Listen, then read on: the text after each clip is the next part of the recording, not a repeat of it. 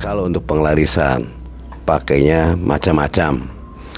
Ada yang pakai gondoruo, ada yang pakai yang lainnya kayak putih hijau, ataupun pakai jin yang lain. Namun lama-kelamaan ada rasa rumaksa juga yang namanya manusia. Terasa agak ngeli juga. Dia sempat mengeluarkan desahan-desahan layaknya menikmati.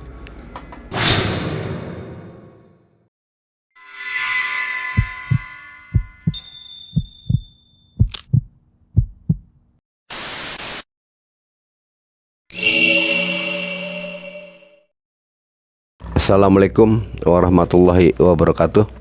Sobat mengulas malam dimanapun Anda berada, salam jumpa kembali bersama saya Jampang.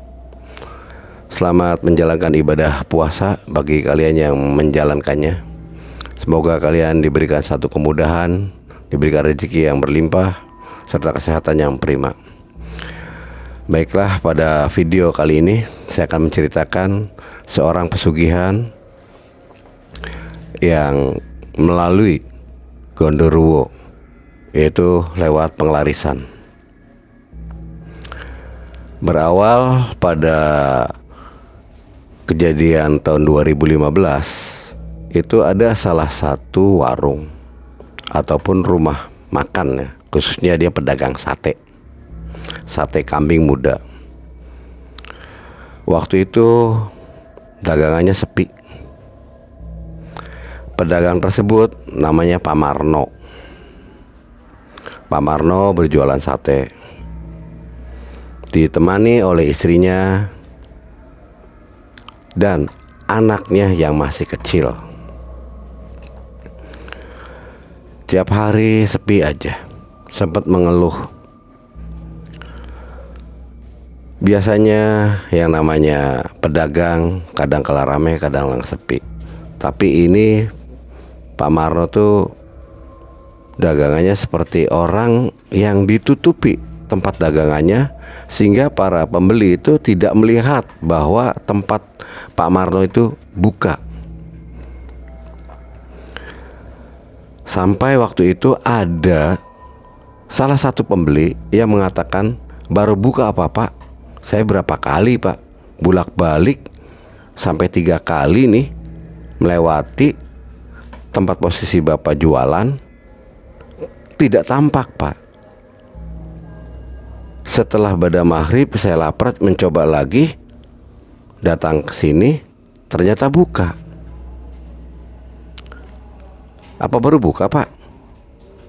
Aduh, Pak Marno langsung menjawab kepada si pembeli, bicaranya, "Aduh, saya itu Mas, jualan tuh buka dari pagi jam 10. Baru kali ini ada pembeli yang mengatakan seperti itu, bahwa baru buka. Jujur Mas, dari pagi belum melayani satupun pembeli yang datang, hanya Mas aja. Bahkan Mas sendiri mengatakan, saya tutup, saya buka itu dari jam 10 pagi. Tapi saya nggak ngelihat Pak, udah 3 kali saya lewat, melalui lagi, balik lagi, melalui lewatin jalan dimana posisi dagangan Bapak di situ ada. Tidak kelihatan Pak, beneran." Pak Marno pikir, ada apa ini? Ada hal yang aneh dan memang ini nggak wajar.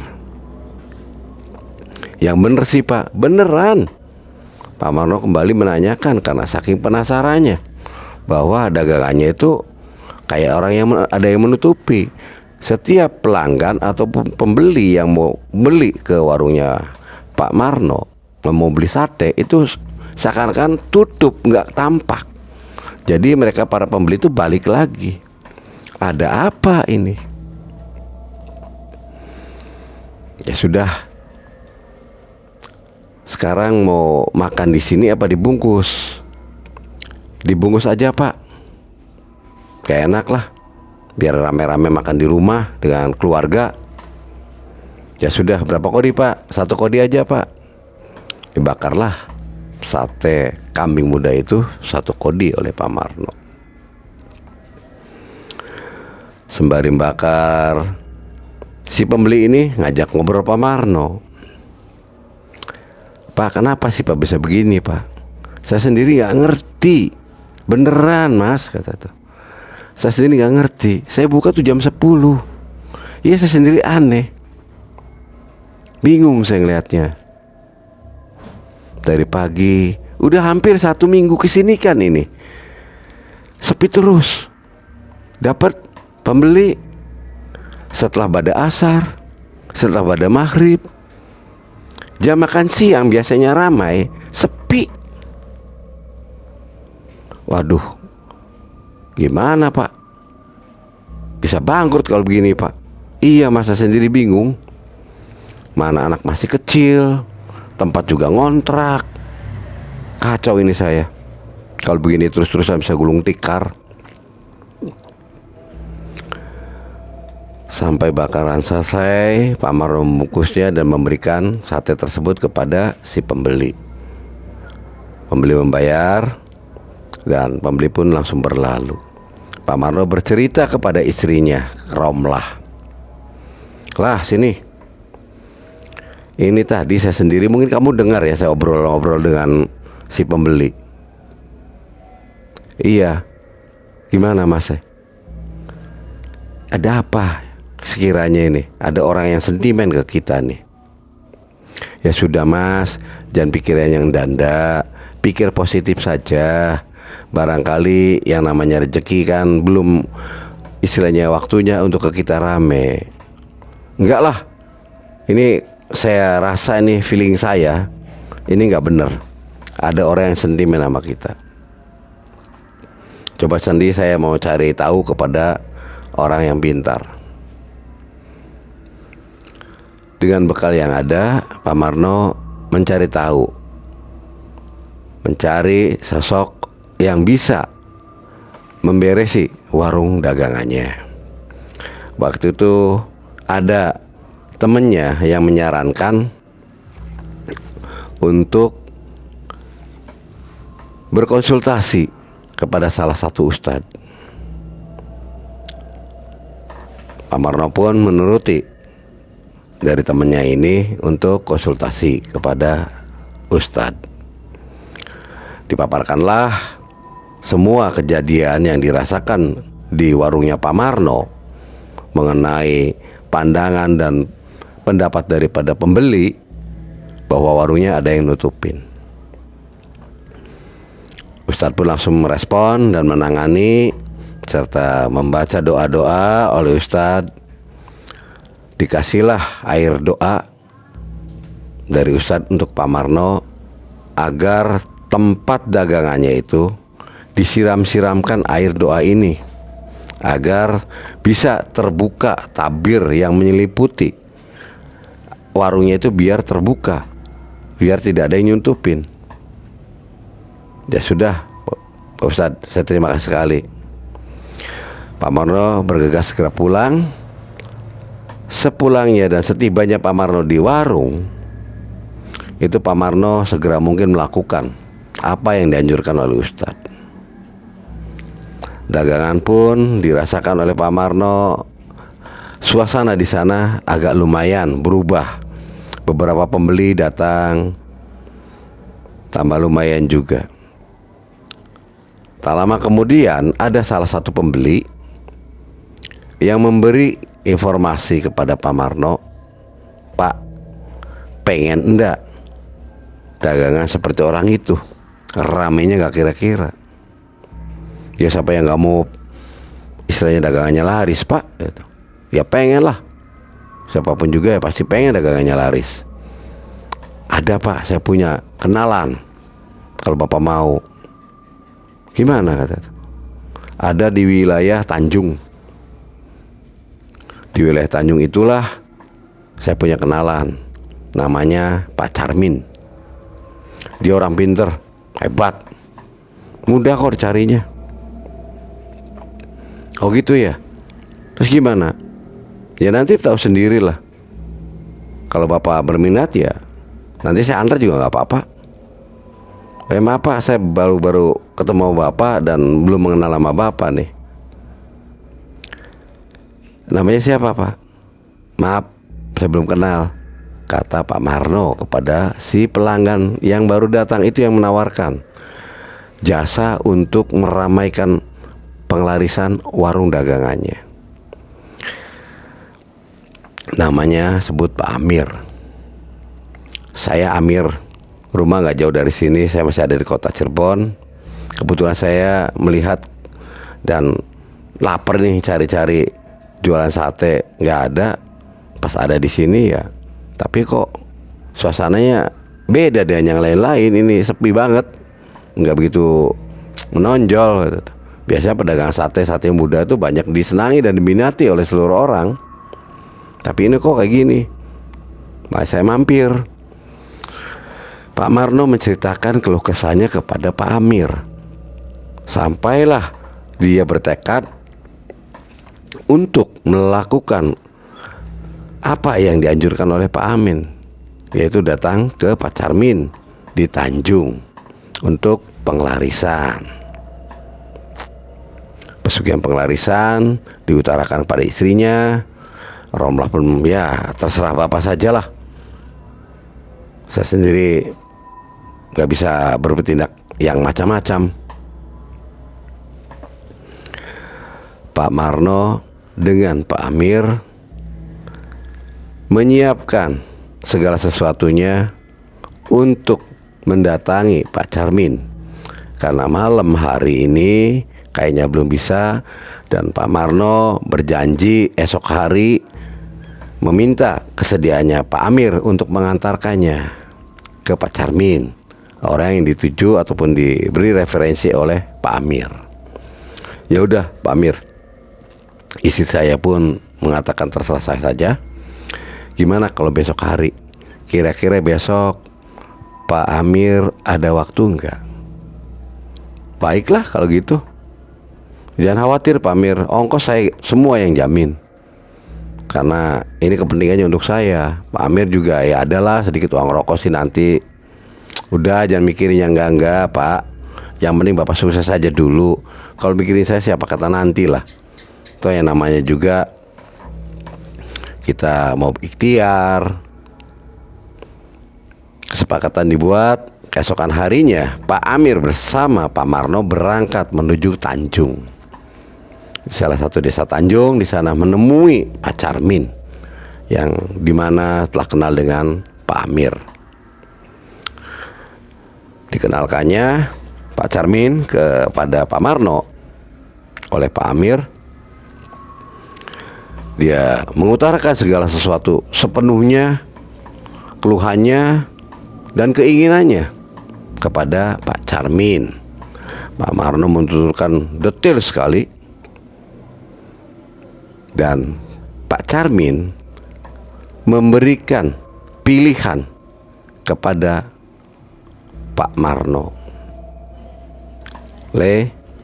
Ini loh, ngasih. Kalau untuk penglarisan pakainya macam-macam. Ada yang pakai gondoruo, ada yang pakai yang lainnya kayak putih hijau, ataupun pakai jin yang lain. Terserah. Rame, dijamin dah. Dijamin rame.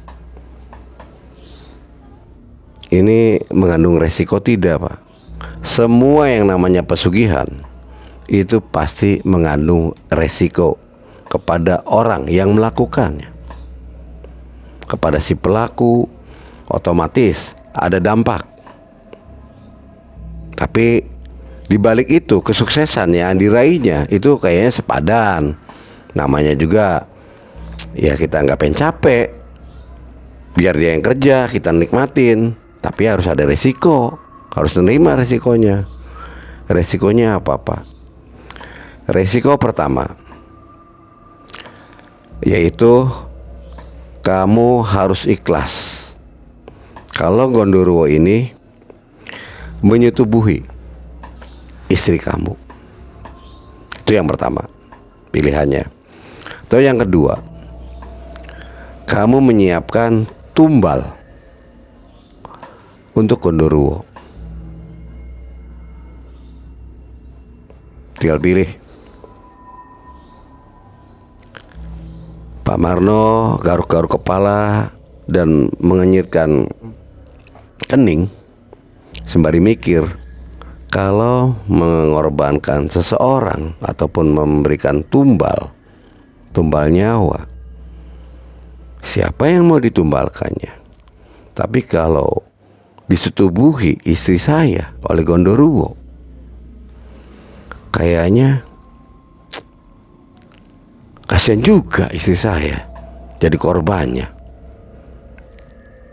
Waduh, udah jangan bingung-bingung. Daripada kamu bingung, Pak Marno, tinggal keputusan ada di tangan kamu. Tinggal iya, enggak. Kalau iya, saya akan menyiapkan seluruh persyaratan untuk ritual agar segera bisa dimulai. Karena tepat sekali hari ini itu malam Jumat Kliwon. Pas nih. Gimana?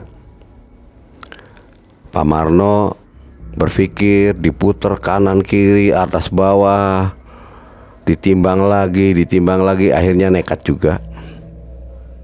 Karena mengingat kebutuhan serta inginnya cepat kaya. Ya sudah, gimana baiknya aja dah sama Mbah Charmin. Aku manut aja, terserah dah. Ya sudah, pengennya ekspres ya. Ada. Ya wis. Dimulailah semua. Pak Marno, Pak Amir hanya di depan, tidak menemani untuk ritual. Sedangkan Pak Charmin yang memimpin ritual itu. Ritual pun dijalani sampai singkat cerita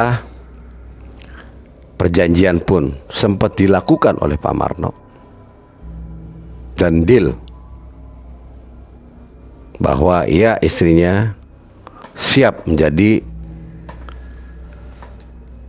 korban ataupun nafsu birahi Gondoruo untuk disetubuhi setiap bulan di malam Jumat Kliwon. Berangsur-angsur berpikir senangnya, cuman resikonya tidak menyadari bahwa nanti efek dampak yang ada di kemudian hari itu meminta tumbal. Setiap tahun sekali harus kamu siapkan tumbal 1 orang. Kamu oke? Sedia? Jalani.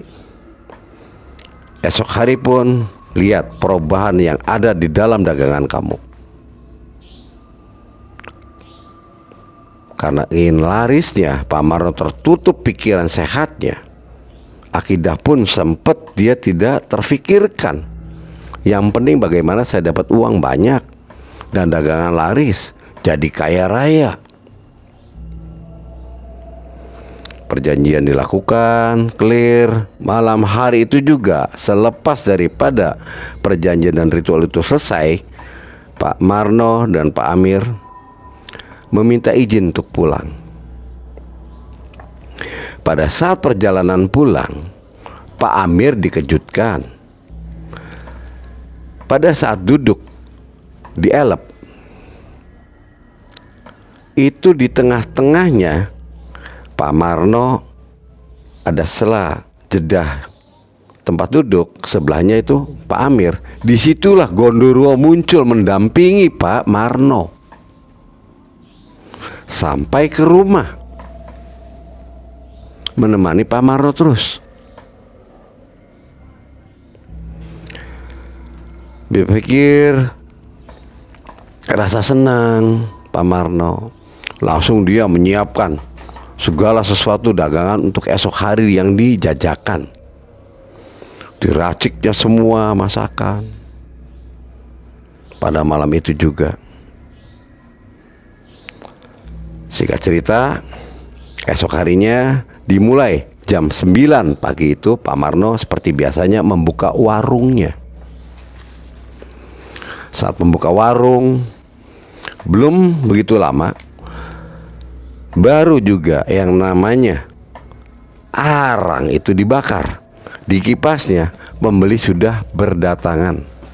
Setelah asap bertebangan kemana-mana, gaji dari daging yang ada di daging kambing itu dibakarnya, aromanya harum gak kira-kira? Itu mengundang semua para pembeli. Berduyun-duyun para pembeli datang. Pak Marno pun tidak seperti biasanya. Pak Marno kerepotan melayani untuk dagangannya ini, untuk ngadepin para pembeli. Sehari tidak lama dia jualan sate, habis pada saat pada maghrib. Keesokan harinya dia beli lagi daging kambing, dipotonginya. Karena kekurangan tenaga kerja, Pak Marno mengambil tenaga kerja satu orang untuk membantu dagangannya dia. Pada awal pembantu itu pertama kali kerja di situ, ada satu keganjilan yang dilihatnya. Pembantu itu namanya Marni. Melihat sebuah keganjilan yang dirasakan karena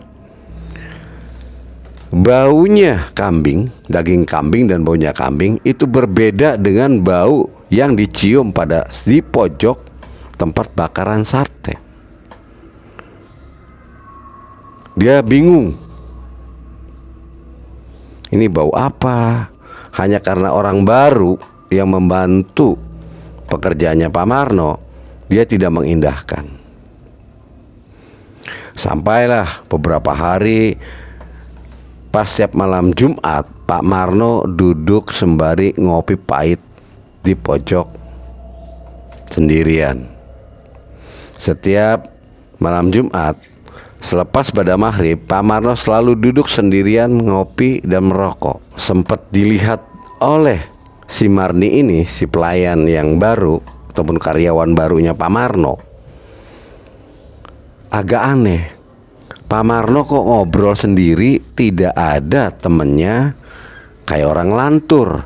Jangan-jangan Pak Marno ini berhalusinasi, pikirnya Marni.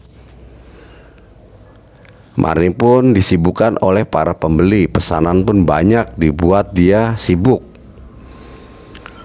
Satu persatu para pemesan dilayaninya dan sampai capeknya nggak habis-habisnya. Begitu maghrib selesai, habis dagangannya. Kelelahan juga Marni menyiapkan kembali, memotongin dagingnya, menusuk-nusukkan kembali. Karena ramainya bertubi-tubi sehingga Marni pun agak kerepotan. Istrinya, si Romla ini, istrinya Pak Marno, memberi saran ke suaminya agar mengambil kembali tenaga kerja supaya bisa pekerjaan ringan ditanganinya. Ya sudah kalau gitu, besok kamu ke kampung aja, ambil 2 orang untuk membantu di sini, satu untuk mengipasi, satu ya 2 orang ataupun 3 orang nantinya itu untuk motong-motongin daging, untuk tusukin satenya. Keesokan harinya, setelah dapat informasi dan instruksi dari Pak Marno, istrinya pun pergi mencari karyawan baru di kampungnya. Setelah dapat, dibawanya karyawan baru itu 2 orang. Semuanya laki-laki didapatinya. Karena perlu tenaga besar untuk mengipasin sate, untuk pembakaran arangnya, otomatis harus betul-betul ya yang memiliki tenaga cukup lumayan ketimbang yang perempuan. Hari itu juga dimulailah pekerjaan baru di tempatnya Pak Marno, di warung Pak Marno itu. sudah ada 3 karyawan. Semakin hari semakin ramai. Sampai tak terasa 1 bulan pun berlalu. Semua yang hadir di situ selaku pembeli kaget. Ramainya tidak kira-kira, bahkan mengantri. Sempat orang beli dibawa pulang semuanya. Jarang ada yang makan di situ. Terkadang ada yang makan di situ juga. Semua yang namanya meja yang ada di situ itu padat dipenuhi para pelanggan yang makan sate di situ. Pada malam Jumat itu, 1 bulan kemudian itu, tepat malam Jumat Kliwon, saking capeknya istrinya itu membantu kegiatan usaha suaminya, kelelahan juga. Tanpa dirasakan lelah letihnya, dia betul-betul sudah merasuk dalam tubuhnya. Pamitan sama suaminya ke Pak Marno, Romlatu langsung tidur ke kamarnya. Pak Marno pada saat maghrib itu, dia biasa melakukan ngopi pahit sembari merokok. Apalagi ini yang harus saya lakukan. Ini ramainya, keuntungannya udah gak kira-kira. Senang sekali ini.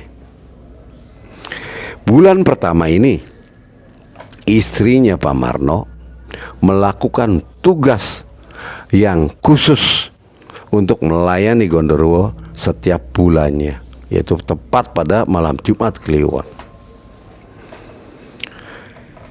Istrinya Pak Marno karena kelelahan, tidur tanpa memikirkan itu dan ini, tidur langsung tidur aja. Saat jam 12 malam digawilah istrinya Pak Marno oleh sosok Gondoruo. Pak Marno sempat melihat sendiri dengan mata kepala sendiri istrinya digauli pada saat Pak Marno tidur di samping istrinya. Tersontak Pak Marno kaget, ada rasa kesal. Awalnya hanya ingat dengan perjanjian. Pak Marno tidak bisa menolak. Dia diam, tersipu, terpaku, tidak bisa berkata apa-apa, melihat dan menyaksikan istrinya disetubuhi. Istrinya pun tanpa merasakan bahwa dirinya itu sedang disetubuhi oleh sosok Gondoruo. Namun lama-kelamaan ada rasa rumaksa juga yang namanya manusia. Terasa agak ngeli juga. Dia sempat mengeluarkan desahan-desahan layaknya menikmati, layaknya pasutri yang sedang bersetubuh. Pak Marno pun merasa kesalnya minta ampun setelah mendengar rintihan daripada istrinya yang menikmati pergumulan itu. Namun apa boleh dikata, Pak Marno tidak bisa bertindak apa-apa karena itulah tugas yang dilakukannya oleh sang istrinya. Itu kewajiban rutin per tiap bulan, tepatnya malam Jumat Kliwon. Pak Marno diam. Akhirnya Pak Marno meninggalkan kamar tersebut untuk duduk dan ngopi di tempat ruangan yang biasa dilakukan oleh dirinya. Dia merokok sembari ngopi pahit. Tak lama kemudian Pak Marno berbicara sendiri karena di situ ada sosok Gondoruo yang menemani dia yang tadi habis menggauli istrinya. Kamu besok akan dapat keuntungan besar. Pembeli akan membludak-bludaknya. Kamu siapkan dagangan yang banyak. Pak Marno diam, mau menyaksikan kebenarannya. Keesokan harinya, sesuai dengan yang diinstruksikan oleh sosok sesembahannya, Pak Marno memerintahkan karyawannya untuk memperbanyak membuat sate. yang biasanya itu 1 potong kambing, sekarang 1 potong setengah untuk dibuat agar para pelanggan cepat pada datang. Saat itu pun ketiga karyawannya maksimal mungkin dia bekerja. Ada keluhan rasa capeknya, "Pak, kita nih kekurangan tenaga Pak, kalau memang ini bertambah." Ya nanti lihat, kalau memang boleh katakan ini membudal, tidak tertangani, harus ambil lagi khusus tukang potong yang membuat tusukan sate, tambah 2 orang lagi, agar bisa mengendalikan dan melayani para pelanggan, sehingga dagangan pun tidak keteteran dari permintaan pelanggan. Doain aja, kata Pak Marno kepada karyawannya, yaitu si Udin dan si Didi. Marni sempat memperhatikan dari awal gejala ataupun perbuatannya Pak Marno selalu duduk di tempat itu, di tempat yang dimana dia biasa duduk sembari ngopi, sembari merokok dan ngobrol sendiri. Disitulah ada kejanggalan-kejanggalan yang dirasakan oleh Marni. Marni diam-diam memperhatikan dan meneliti. Sempat Marni mengajak ngobrol si Udin dan memberitahu posisi Pak Marno sedang ngobrol sendiri, duduk di sana. Sempat Udin diajaknya untuk melihat dan melirik pada posisi Pak Marno. Udin pun tercengang kaget. Iya nih ya, kayaknya bos kita tuh otaknya rada sableng, ngomong dewek. Ya otaknya nggak waras kayaknya nih, ngomong sendiri atau lagi ilustrasi atau gimana.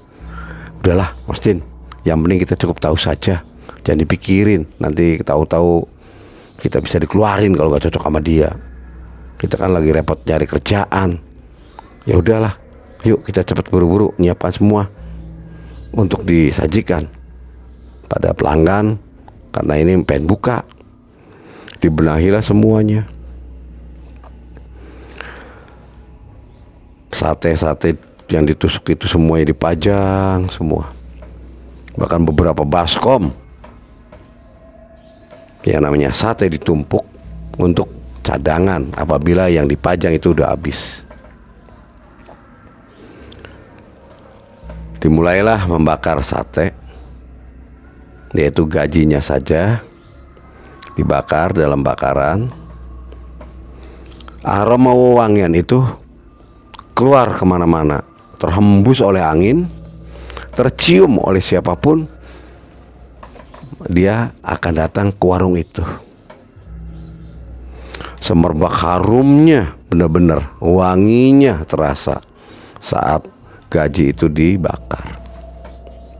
Tak lama kemudian setelah membakar gaji tersebut, banyak pelanggan datang ke warungnya Pak Marno memesan sate. Ada yang minta 1 kodi, ada yang 2 kodi, ada yang makan di situ bersama rombongannya. Sampai-sampai kewalahan melayaninya. Istrinya Pak Marno pun kebingungan. Waduh, ini kayaknya tenaga nih harus ditambah lagi Pak. Ini kita udah kekurangan ini. Ada yang pelanggan mengatakan nih kurang angin di sini, nggak ada angin, panas nih suasana di dalam nih karena pengap gini. Siapin dah Pak kipas anginnya Pak. Oh ya Pak, segera mungkin saya akan benahi Pak kipas anginnya Pak, yang lebih gede biar terasa semua, biar nggak kepanasan. Iya dong, servis pelanggan, kata salah satu pelanggan berbicara kepada Pak Marno, mengusulkan agar diberi kipas angin yang besar di ruangan di mana pelanggan itu kalau makan di tempat. Disepakatinya oleh Pak Marno, dan Pak Marno pun meninggalkan tempat untuk membeli kipas angin agar si pelanggan tuh terasa nyaman dalam makan di warungnya. Singkat cerita, Pak Marno pun mendapati setelah beli dipasang, dan benar juga rasanya enak. nyaman ini, nggak begitu panas. Sempat Pak Marno masang kipas angin, pasang juga AC, nggak kepalang gitu ya, karena udah dapat banyak keuntungan yang dirautnya. Tiap hari bertambah terus, bulan berbulan. Seperti biasanya istrinya selalu melakukan tugasnya disetujui oleh Gondoruo. Namun istrinya itu yang dirasakan oleh dirinya bahwa yang menyetubuhinya itu suaminya, karena dipandang oleh istrinya bahwa sosok suaminya lah yang menggauli dirinya, karena mewujudkan suaminya. Jadi tak senggan-senggannya dan tak ada rasa rumaksa yang tidak-tidak untuk menolak ajakan daripada suaminya. Ada satu hal yang aneh dirasakan oleh istrinya si Romlah ini. Tidak biasa-biasanya Pak Marno ini baunya kok agak apek. Berbeda bau badannya. Kalau berhubungan dengan masalah bakaran kambing ataupun bau kambing itu wajar. Ini melebihi perengusnya daripada kambing. Kenapa ini? Selalu bersubuh bau itu. Dan menanyakan, dijawabnya, sudahlah, yang namanya juga kita tiap hari kempas oleh kambing, baunya ya lebih daripada itu, karena udah masuk keringat, udah ke tubuh. Jadi kamu jangan rewel lah. Yang penting tuh kamu, apa yang kamu inginkan, kamu pun udah didapati hasil-hasilnya. Udahlah. Tak lama kemudian, waktu pun berlalu, sampai 1 tahun sudah. Pak Marno dalam 1 tahun itu membuka cabang 2 tempat.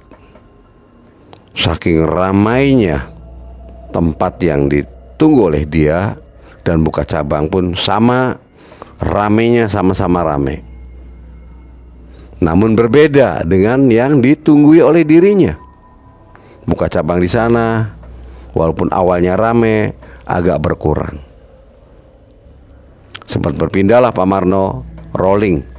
Setiap bulannya itu rolling. Pindah dari tempat sini, pindah lagi ke tempat yang satunya, dan pindah lagi ke yang satunya. Dalam 1 bulan, itu Pak Marno selalu ngelilingi warung dagangan yang dimiliki oleh dia, yaitu di cabang-cabangnya. Semakin ramainya semua. Bahkan Pak Marno memiliki karyawan yang 1 warung sate itu memiliki karyawan 6 orang. Berarti sudah memiliki 18 orang karyawan. Bercampur di mana ada laki-laki dan perempuan. Semakin pesatnya, sampai pada hari H, si Marni yang pertama kali diangkat oleh Pak Marno menjadi karyawan, itu sudah tahu gerak-gerik maupun kegiatan dari apa yang dilakukan oleh Pak Marno. Ada hasratnya juga Pak Marno waktu itu kepada karyawannya. Pak Marno ingin sekali menyetubuhi si Marni, karena Marni masih sendiri, belum berumah tangga. Dia kebetulan seorang janda. Marni dibujuk rayunya oleh Pak Marno, karena tergiurnya Marni oleh faktor ekonomi yang diiming-imingi oleh Pak Marno dengan penghasilan yang besar, sehingga Marni pun mau melakukan apa yang diinginkan oleh bosnya. Hubungan gelap ini dimulai antara Marni dengan Pak Marno tanpa diketahui oleh istrinya si Romlah. Berjalan waktu, sampai batas waktu 1 tahun, Pak Marno dituntut untuk memberi tumbal kepada Gondoruo. Pak Marno kebingungan, pahit getirnya dengan istrinya dia. Sekarang sudah menikmati enaknya, masa istrinya yang akan ditumbalkan. Sedang tiap bulan kewajiban istrinya pun melakukan tugasnya untuk melayani Gondoruo, yaitu disetubuhi. Marno pun tidak tega kalau istrinya jadi tumbal. Akhirnya Marni yang jadikan tumbal oleh Pak Marno. Waktu itu Marni diajak ke salah satu tempat di mana dia diiming-imingi pengen dibelikan rumah, diajak mencari posisi rumah. Waktu itu sempat kebingungan, ini mau di mana ditumbalkan anak ini.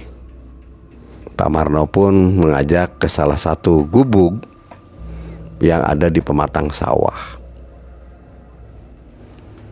Disitulah Marni jadikan tumbal. Dah, nih kita di sini aja nih, nyobain kita menikmati malam hari sembari nyemilan-cemilan lah kita berdua, memuaskan semuanya. Toh kesana kemari tidak ada orang, sepi, hanya kita berdua. Marni pun agak kaget dan masih ragu apa yang ingin dilakukannya. Seringkalinya dia disetubuhinya, namun sekarang dibawanya ke salah satu gubuk. Namun dengan bujuk rayunya, Marni percaya saja. Dan terjadilah Marni saat itu jadikan tumbal. Tumbal pertama oleh Pak Marno adalah karyawan yang pertama kali diangkatnya. Pak Marno tidak berpikir yang macam-macam. Mau itulah ini, yang penting saya sudah melaksanakan, menyiapkan tumbalnya. Keesokan harinya Pak Marno seakan-akan tidak pernah merasakan apa yang terjadi. Bahkan Pak Marno pura-pura tidak tahu apa yang telah terjadi, menanyakan kepada karyawannya, "Din, Marni mana? Nggak kelihatan." "Iya Pak, dari tadi saya juga nggak kelihatan. Katanya tadi malam sehabis tutup ini sempat dia ada perlu, katanya tuh mau keluar dulu ke saudaranya. Itu alasan dia ke saya." "Ya udah kalau gitu, tapi kamu udah ngasih tahu ke bos tak?" "Udah," alasannya Marni, dan bos mengizinkan. Pak Marno agak kebingungan juga. "Apa bener bos? Udah izin?" "Iya sih." Sepandainya Pak Marno bersandiwara untuk menutupi apa yang telah dilakukan olehnya. Ya janjinya kan dia pagi-pagi udah ada di sini, makanya saya tanya ke kalian. Ya belum hadir Pak. Si Didi menempali omongan daripada bosnya itu. Ya sudah, saya lanjutkan kerjaan. Tiap hari tambah ramainya tak terkira, sehingga Pak Marno bisa membeli rumah, membeli mobil yang baru, bahkan buka cabang lagi dan buka cabang lagi. Sampai 2 tahun dan 3 tahun terus berjalan, karyawannya satu-satu terkikis jadikan tumbalnya. Pada waktu itu persis jatuhnya itu pas ingin Lebaran, ramainya nggak kira-kira. 1 tahun waktu itu Pak Marno ingat bahwa inilah saatnya nih, saya ingin menumbalkan bentar lagi nih. Bertepatan dengan datangnya untuk Idul Fitri, Pak Marno biasa mengeluarkan THR kepada karyawannya. Salah satu THR istilahnya karyawannya dituju oleh Pak Marno untuk ditumbalkan dengan alasan, ini THR kamu yang kasih lebih bonusnya lebih gede karena kamu rajin. Saat itu juga rasa senang. Si Alim itu posisinya ada di cabang kedua dari Pak Marno. Sempat Alim juga ngerasa kebingungan, dibedakan dengan yang lainnya, bahwa dia didapati tunjangan hari rayanya besar sekali.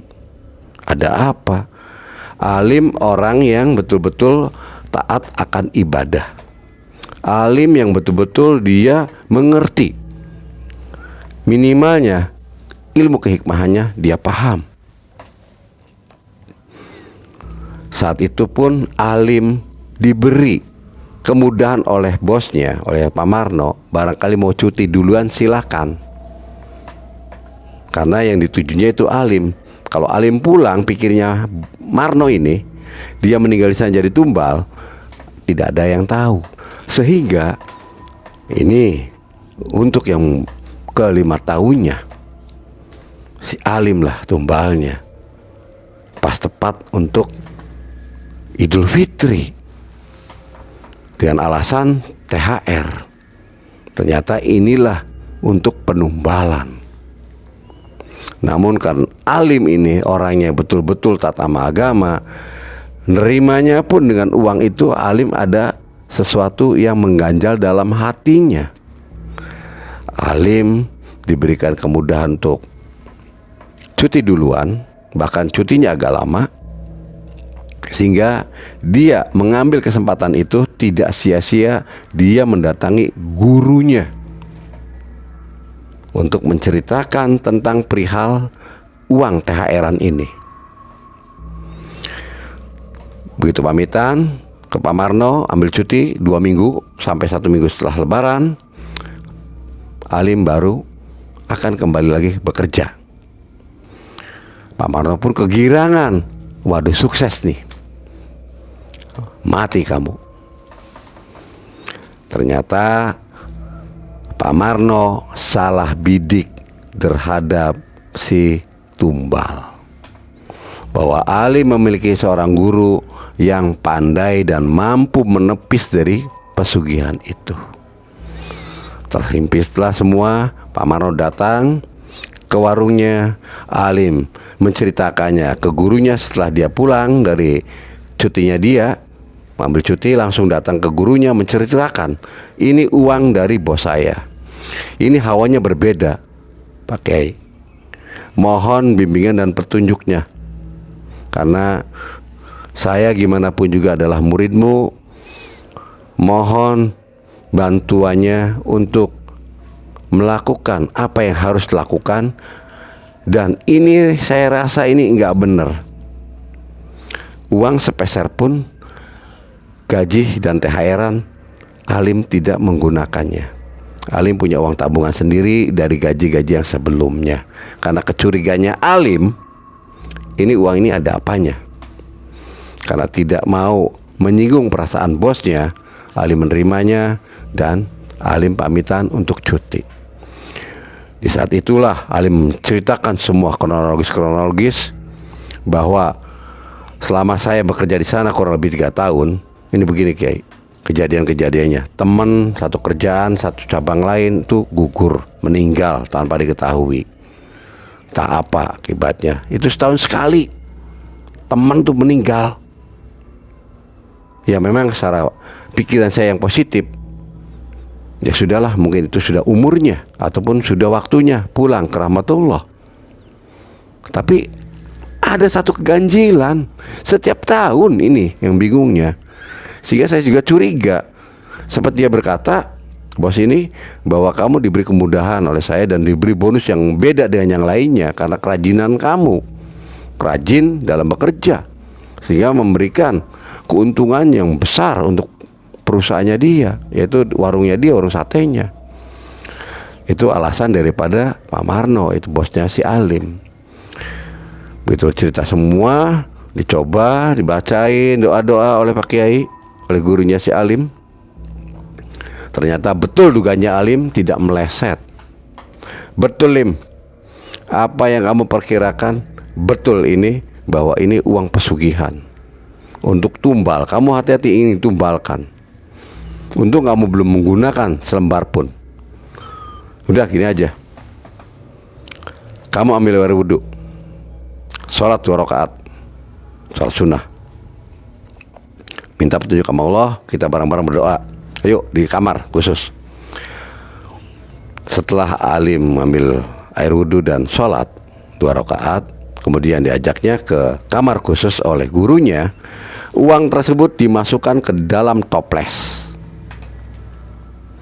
Di dalam toples uang dimasukkan semua, uang THR-nya dan gajinya si Alim.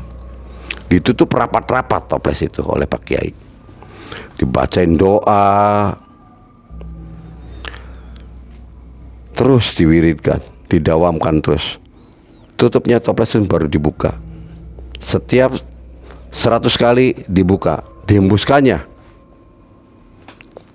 nafas itu ke dalam toples dan ditutupnya kembali.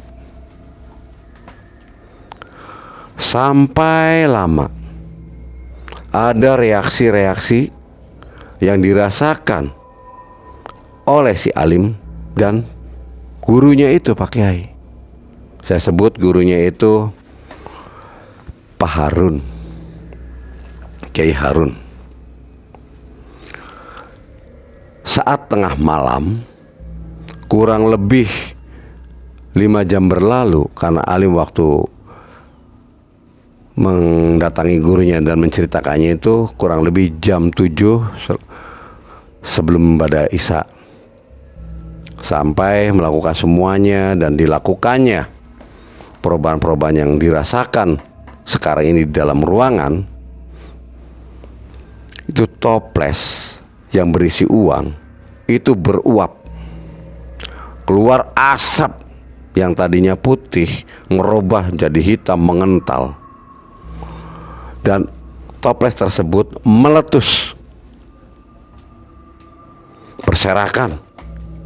Untung tidak mengenai Pak Kiai dan si Alim. Berhamburan uang tersebut dan hilang. Kejadian inilah Alim sempat tersontak kaget. Ada satu perubahan, uangnya hancur, luluh dan hilang. Ada apa ini? Pada saat itu kejadian toples tersebut pecah dan uangnya berhamburan serta hilang. Di posisi lain, di rumahnya Pak Marno sedang dihajar habis-habisan oleh Gondoruo. Karena gagal memberikan tumbal, akhirnya Pak Marno yang jadi tumbalnya. Meronta dan menjerit minta ampun. Saat dicekik oleh Gondoruo, Pak Marno ampun menjerit, teriak-teriak sampai istrinya terbangun saat tidur. Bahkan istrinya pun meminta tolong pada karyawannya. Kebetulan di situ karyawannya pada tidur di ruang depan. Minta tolong dan disaksikan oleh karyawannya juga.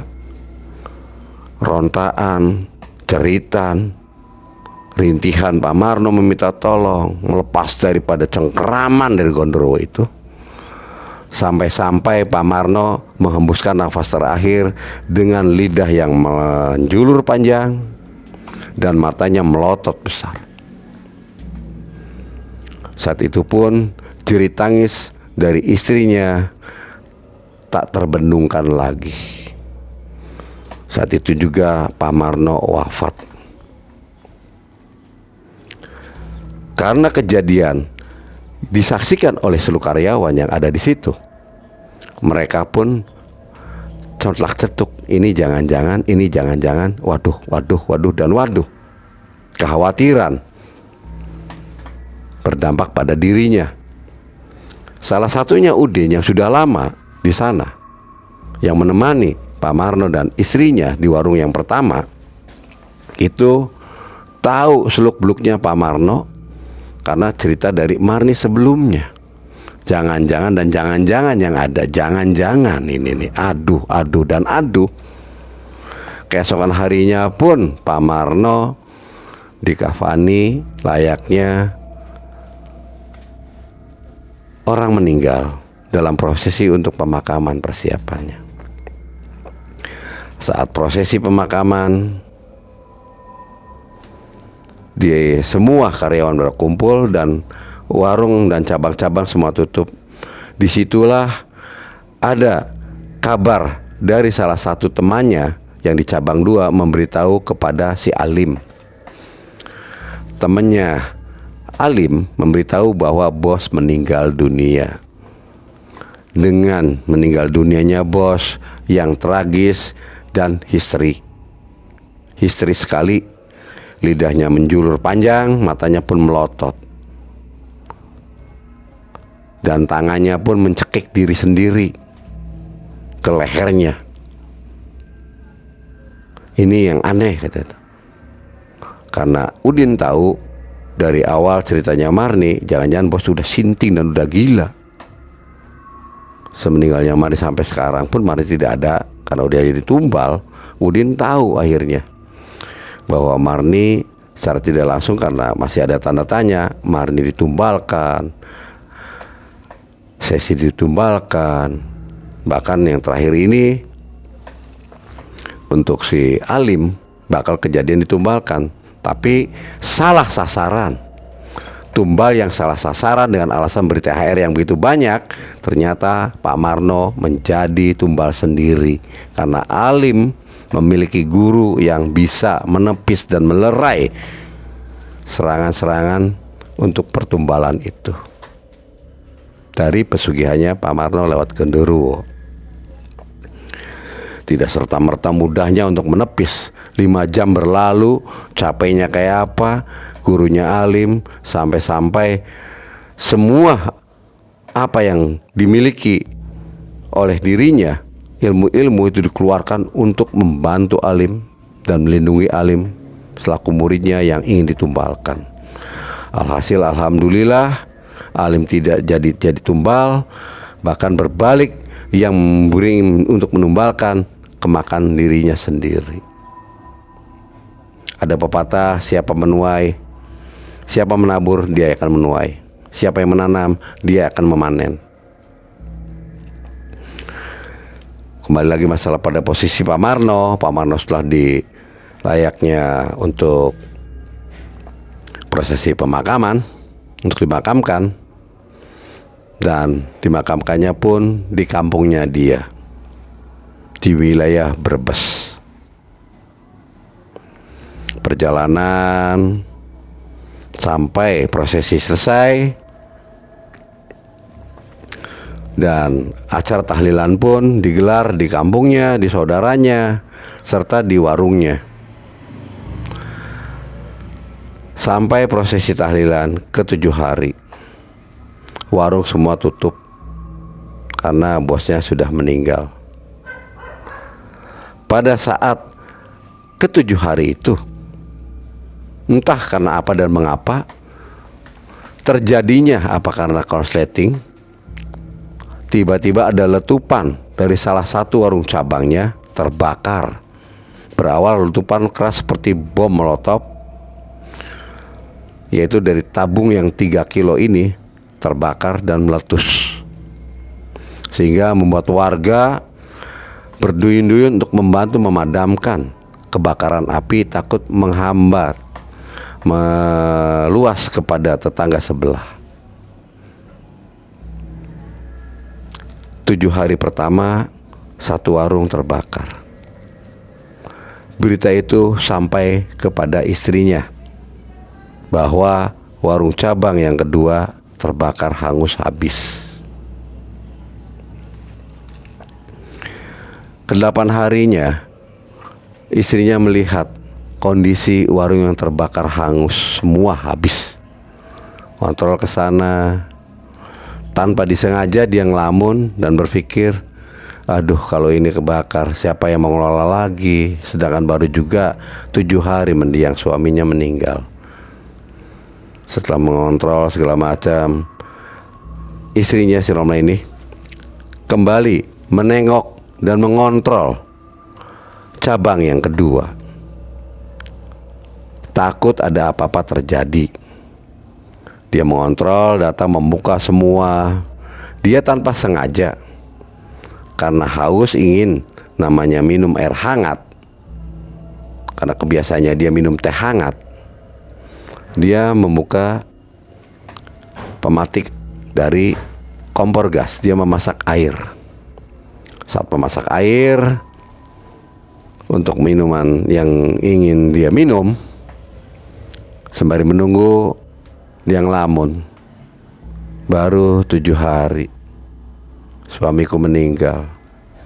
Tiba-tiba ke-8 harinya dapat kabar warung cabang yang ketiga terbakar hangus habis. Dalam lamunan-lamunan itulah dia tidak sadar diri bahwa dia sedang menanak air. Entah apa yang menyebabkannya kembali warung yang cabang kedua itu terbakar lagi. Tiba-tiba ada letupan dari atas, ambruk. Ternyata di situ sudah terbakar api. Sontak istrinya disadarkan oleh penduduk yang memberitahu bahwa warungnya terbakar. Ditariklah istrinya itu keluar, si Romlah ini. Selalu tarik keluar. Bu, keluar bu, kebakaran bu, kebakaran dari tadi bu, ibu diem aja. Suasana mendekati lebaran. Ini Maramha sebentar lagi nih untuk takbiran. Dia bingung. Warung baru satu selesai terbakar, ini terbakar lagi. Dia menjerit, minta tolong, kesana kemari minta tolong. Kebingungan. Waduh, ini gimana? Ampun. Tak lama kemudian mobil pemadam pun datang untuk memadamkan. Namun kobaran api yang disertai angin kencang sehingga mempercepat terbakarnya seluruh gedung dari warung sate itu. Amplas, semuanya hancur. Bu Romlah pingsan, tak sadarkan diri. Saat pingsan ada penduduk yang menolongnya sampai dia siuman dan mengantarkannya Bu Romlah ke tempat warung yang pertama kali dia menjalankan awal usaha dengan suaminya. Bu Romlah diantar oleh salah satu penduduk. Setelah datang di sana disambut oleh karyawan-karyawan yang ada.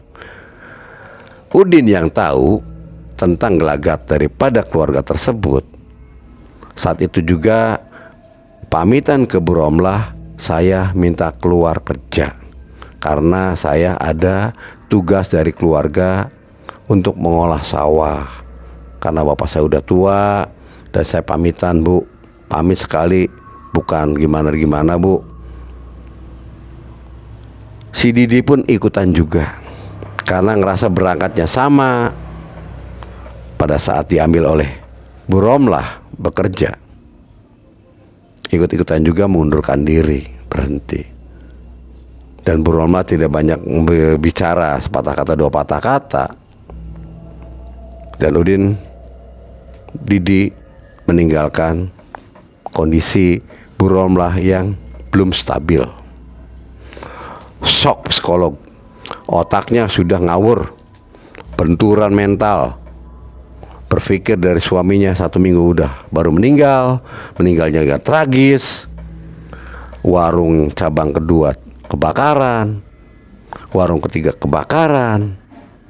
Habis semua harta yang ada di warung cabang 2 dan 3. Sekarang karyawannya pada mengundurkan diri. Kebingungan. Karena Udin tidak enak ditugaskan oleh Bu Romlah, sampai habis lebaran baru dia boleh pulang untuk menjaga di warung pusat, bukan di cabang. Karena Udin rasa warung pusat dia tidak bisa pulang, maka Udin mengajukan untuk mengundurkan diri agar pada saat lebaran itu kumpul dengan keluarga.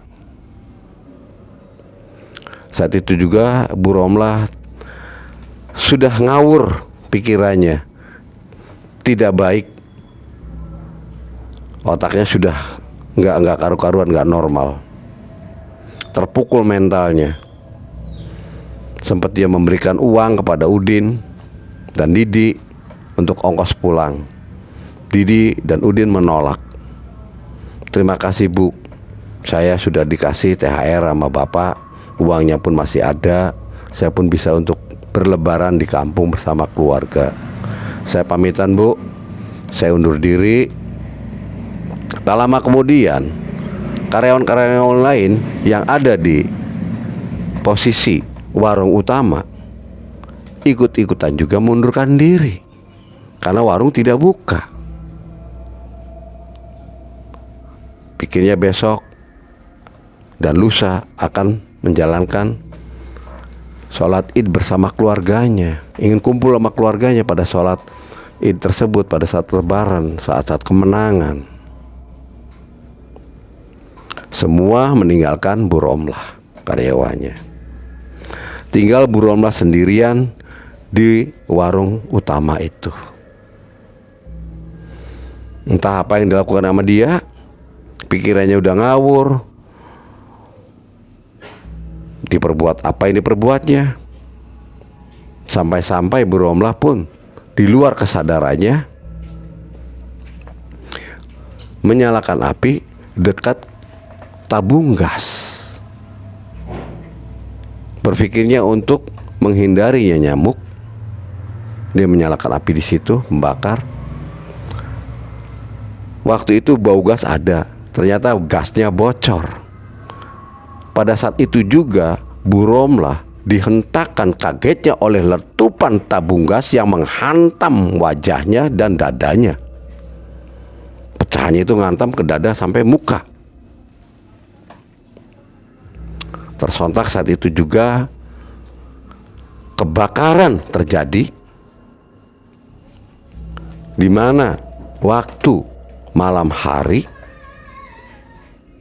sepinya orang, warga setempat pun banyak yang udah pada mudik. Kebakaran pun tak terelakkan lagi. Ada salah satu warga yang menelpon pemadam kebakaran untuk memadamkan. Waktu itu di lokasi angin kencangnya gak terkira. Dilalaplah semua bangunan tersebut oleh si jago merah, sampai hancurnya semua. Dan tak lama kemudian setelah ambruknya semua, pemadam kebakaran datang untuk menyiapkan dan menyemprotkan api agar api itu padam, menyemprotkan airnya nih. Namun telat datangnya. Salah satu petugas pemadam kebakaran mendobrak pintu untuk mencari tahu di dalam. Ternyata Bu Romlah sudah terkapar, terbujur kaku dengan muka yang hancur dan dada yang tidak karu-karuan akibat dari letupan tabung gas itu. Sampai memberitahu siapa ini keluarganya, tidak ada satupun yang tahu. Karyawan sudah tidak ada satupun di situ. Dan dia sendiri jauh dengan tetangga-tetangga, dan tetangga pun tidak tahu kondisinya dia dan kampungnya dari mana.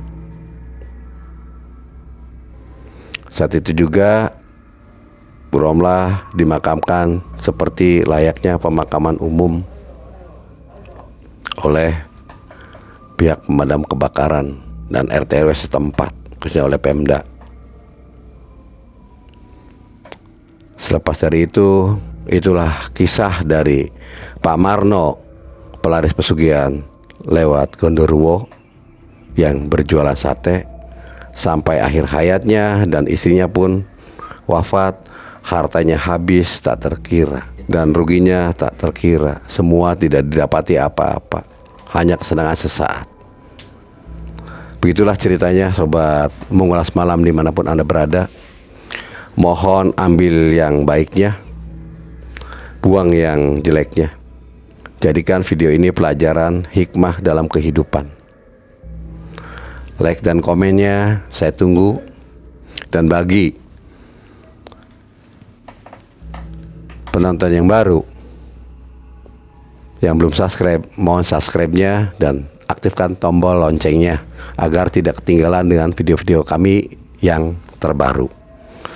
Saya akhiri, wabil taufiq wal hidayah. Wassalamualaikum warahmatullahi wabarakatuh.